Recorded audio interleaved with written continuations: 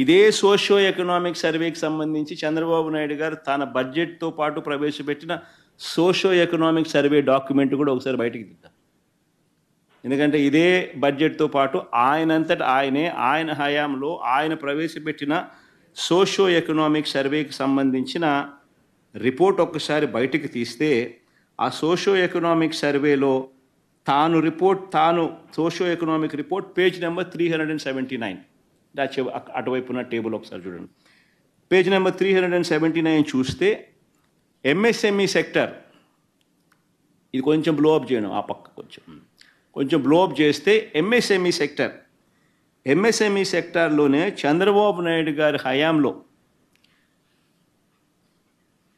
2014 నుంచి 19 మధ్య కేవలం ఆయన హయాంలో 8,67,000 మందికి మాత్రమే ఉద్యోగాలకు అందుబాటులోకి తీసుకురాగలిగితే చంద్రబాబు నాయుడు గారు ఇదే వైఎస్ఆర్సీపీ హయాంలో 2019 నుంచి 2024 మధ్యలో ఏకంగా 32,79,770 ఉద్యోగాలు వైఎస్ఆర్సీపీ కల్పించినట్టుగా ఆయన ప్రవేశపెట్టిన socio economic survey report, budget డాక్యుమెంట్స్తో ప్రవేశపెట్టిన సోషియో ఎకనామిక్ సర్వే రిపోర్ట్తో ఆయనే ఒప్పుకుంటూ అసెంబ్లీలో ప్రవేశపెట్టాడు.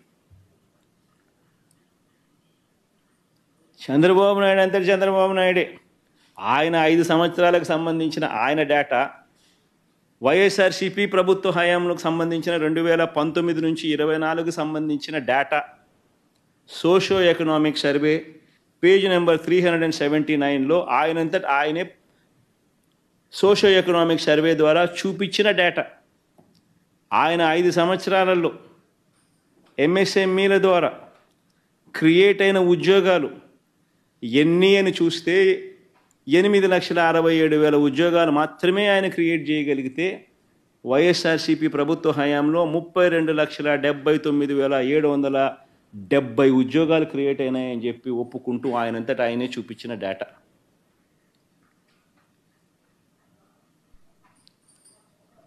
ఎవరి హయాంలో అభివృద్ధి రిజిస్టర్ అయింది అని ఒక్కసారి గమనించమని అడుగుతా ఉన్నా.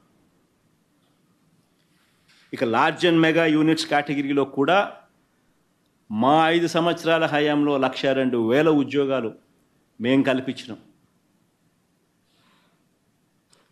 చంద్రబాబు నాయుడు గారి హయాంలో 102,000 కన్నా చాలా తక్కువగానే లార్జ్ అండ్ మెగా యూనిట్స్ కేటగిరీలో కూడా నమోదు కనిపిస్తుంది.